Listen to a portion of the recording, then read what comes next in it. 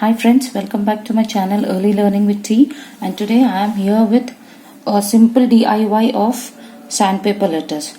Sandpaper letters are basically a Montessori approach towards pre-writing. Once the kid is done with three-part cards, they move to pre-writing and then writing.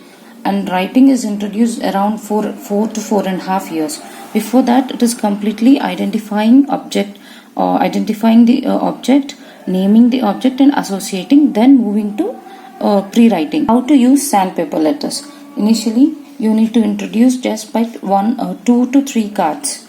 So first, the kid has to put a hand here, then using their index finger and middle finger, they need to just trace on the number or the letter. So this way they have to trace on the letter or number. As it is more sensorial, it is easy for the kid to make an imprint of the letter or the number in the mind easily, and they can reproduce it with much ease. So this is basically a sensorial approach. Once the kid is done with writing on the sandpaper or tracing it on the sandpaper, then they move to reproducing it on salt, or you can also use suji. Here I have used color salt just to make it a little more interesting. So once the kid is done with tracing on the sandpaper, they will slowly try to write this on the salt like this. So once they complete tracing, then writing on the sand or salt, they can slowly move to writing on the paper. Now let's learn how to make these. These are actually available on many websites, and very good brands like Schola, Kiddo Enterprises have these. But I am looking for something budget friendly, so I thought of DIYing them. So here I first took sandpaper of very less GSM, around 120, then which is available at any hardware store.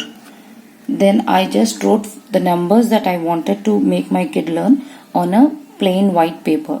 Then I cut them, glued them to the sandpaper from behind. Then I cut them. You can just directly cut the sandpaper if you think you are perfect in cutting, because I am not that great. So I first wrote them on a paper, stuck them to the sandpaper, and then cut them accordingly. Then I took cardstock.